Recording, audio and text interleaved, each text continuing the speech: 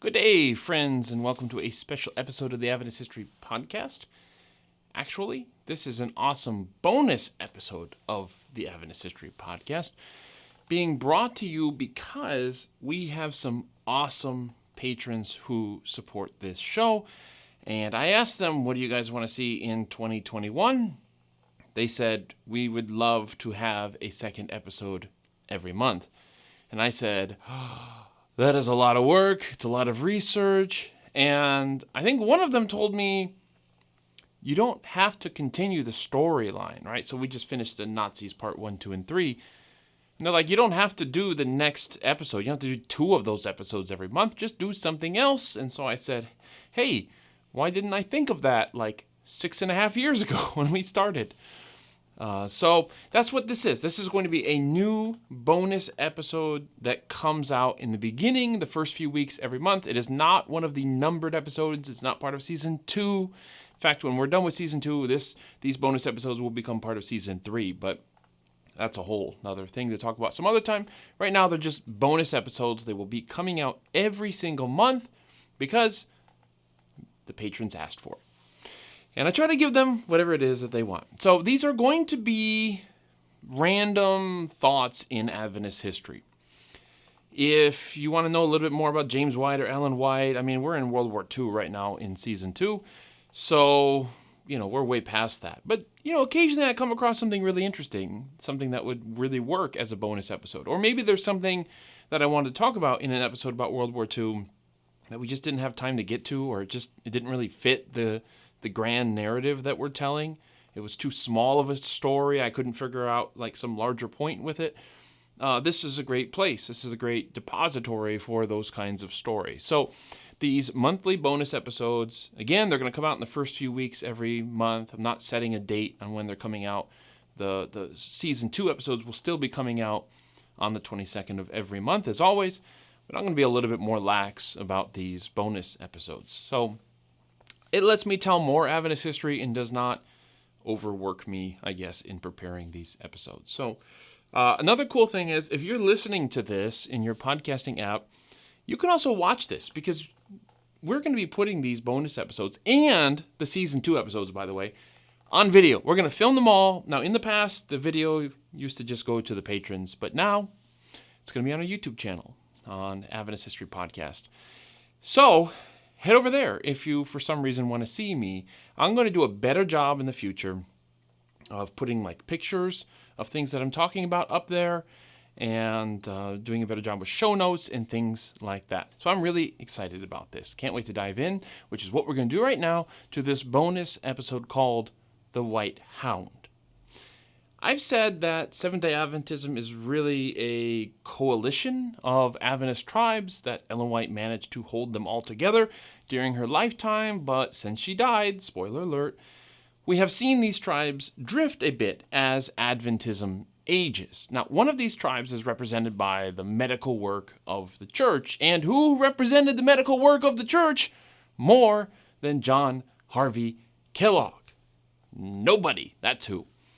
Now, Kellogg is generally seen as something of a villainous genius in Adventist circles today. I mean, he's too egotistical, too unorthodox, too controlling. Maybe he had a lot of good ideas, but he just couldn't be tamed or turned into a team player.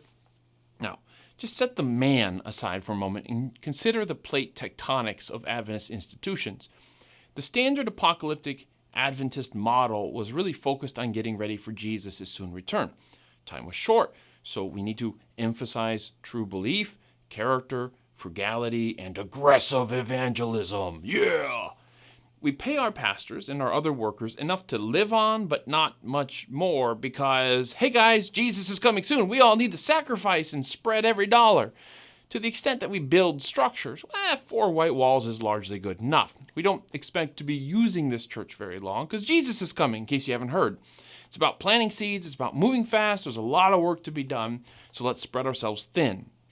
We don't have time to send people to, get advanced degrees and all that stuff. We just need all hands on deck. Now, medical work has a different inherent culture, right? The bigger and nicer the sanitarium building, the more patients you can attract, which is what you want to do.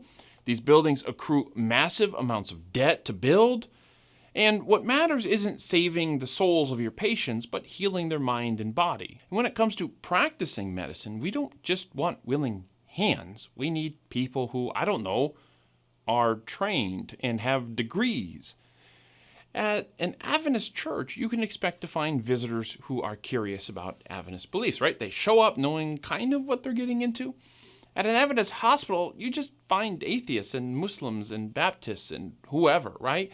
So there's differences between the ministry side, the pastoral side of Adventism, and the medical side of Adventism. And what I'm saying is that the earthquake between church leaders and Kellogg was not entirely about clashing personalities or visions for the church. It was definitely that, but the reality is that Kellogg stood on one tectonic plate and church leaders stood on another tectonic plate, and that these plates are destined to rub up against each other from time to time because the medical and apocalyptic parts of Adventism naturally tend to emphasize competing values. Now, Kellogg illustrates this point at a meeting he attended in the early 1940s.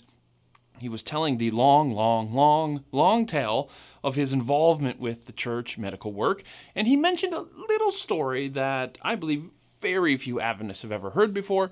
It's not a groundbreaking story. It doesn't change everything you know, but I think it illustrates what I'm trying to say here pretty well. Okay, so Kellogg tells a story from sometime in the early 1870s, probably 1872.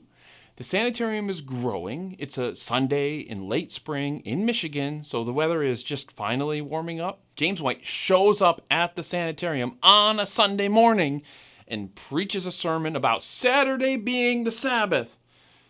But he did it in a way Kellogg recalls, and I quote in Kellogg here, held the Sunday keepers up to ridicule in a way that offended them very much, end quote. Now, James White left, and the patients began to ask Kellogg, who was that dude? And is he going to come back every Sunday? Kellogg always appreciated James White because James White was firm on the health message and supported him. So Kellogg told the patients that, hey, don't judge him from one sermon. You really ought to get to know James White. He's a good guy. Well, James White comes back, this time with tracts, and he passes them out to the patients because James wants to make good Adventists out of all of the patients at the sanitarium. Well, one of the patients was a Presbyterian pastor, and this handing out of tracts offends him. So he had some Presbyterian tracts mailed to him, and he began to pass those out to the patients.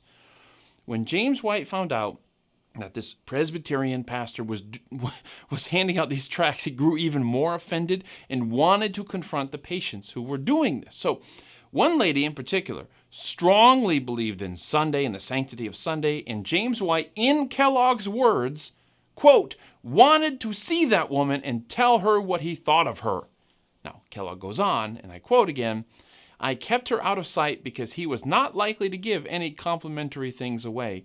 And for some time, I had quite a battle on my hands because he thought they ought to be sent home because they were fighting the Sabbath, and it was not the right thing to allow them there. And I had quite a time to get the thing quieted down. Now, you can surely understand James White's position. Good, hardworking, frugal Adventists are sacrificing what little income they have in order to fund this Adventist sanitarium, and they aren't sending that money in order to see a Presbyterian pastor try to convert the patients to Presbyterianism.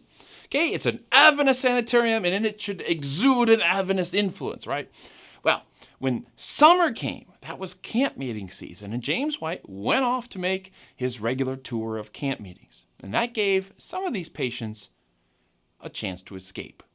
They went home. I just picture them pulling the IVs out. I know they didn't have that, but pulling the IVs out and with their gown and trying to sneak out the windows, right? They didn't want to be preached to and told why it was wrong to keep Sunday. That's not why they came to the sanitarium. It's not a church, it's a hospital. They just wanted to learn how to live better. And in the end, James White didn't come back to hound them. I mean, after all, he moved to California that winter, and that was that. Now, eventually, Ellen White stepped in with a letter that helped try to solve this for the sanitarium staff. And I don't know if this letter exists. And Kellogg is recounting this story about 70 years after the fact. So I wouldn't quote these as the exact authoritative words of Ellen White, okay? But there's no reason to doubt the basic authenticity of this letter, or at least Kellogg's summary of it. According to Kellogg, Ellen White wrote, Quote, "These patients are not accustomed to contact with your religious beliefs, and you must be careful in your prayer meetings, in your testimonies, and in your prayers. You must be careful now not to use terms that they will not understand, but let them get acquainted with you. And if they inquire and want to know something about your religious faith, then tell them. But don't press it upon them. Don't talk to them about it until they inquire for information. Let them become interested by their contact with you in your daily life, and when they have enough confidence to ask you for explanations, give it to them." What Ellen White realized was that the medical work needed to operate on different principles than the normal evangelistic work of the church. We can't assault our patients with our spirituality. Rather, just live your life, and if they want to know more about what you believe, tell them. I think there's a lot of wisdom in what Ellen White said here, and her words do seem perfectly tailored for our secular age, okay? Don't use insider language. Build relationships with people. Do things that build their confidence in you first, and then when they open up about spiritual things, you can let them know what you believe and why. This is really one of the things I enjoy about studying Adventist history. Sometimes you find these tools that you just kind of dust off, and you realize, hey, this tool is like really old, but it's actually really helpful, and I didn't even know they made things like these. And this is actually really helpful in the way that I live my life right now. You find those things in Adventist history, and you go and you take that tool and you put it in your toolbox. And by the way, Ellen White's counsel seemed to have worked. Kellogg told the story also of an atheist who was a patient at the sanitarium around that time and who had become friends with an Adventist elder. After a while, the Adventist elder invited the atheist to join the church, and this is what the elder said. "I have been watching a man in Albion," talking about Michigan, "a preacher who is my next-door neighbor, and I have been watching him for a good many years. And I have made up my mind that it doesn't make much difference what your belief is, but what you are. So I have made up my mind that a religion that is good enough for him is good enough for me. And a religion that will give a man that kind of life is the kind of religion I want. So I am going to join his church." End quote. No doubt James White's direct, aggressive approach won many people to the Adventist faith. Accounts of his preaching and his baptisms that resulted from his preaching, they filled Adventist newspapers, which he was also the editor of, and delighted camp-meeting crowds. But that isn't the only way to do it, and it isn't the best way in every circumstance. Ellen White saw that. John Kellogg saw that. And the sanitarium wasn't the place to shove it down people's throats. Sometimes it's better to go on living your life because you never know who is watching. Well, thank you for watching and for listening, and I'll see you in a few weeks with Season 2, Episode 26, where we're going to dive a little deeper into World War II. Take care of yourself and stay safe out there.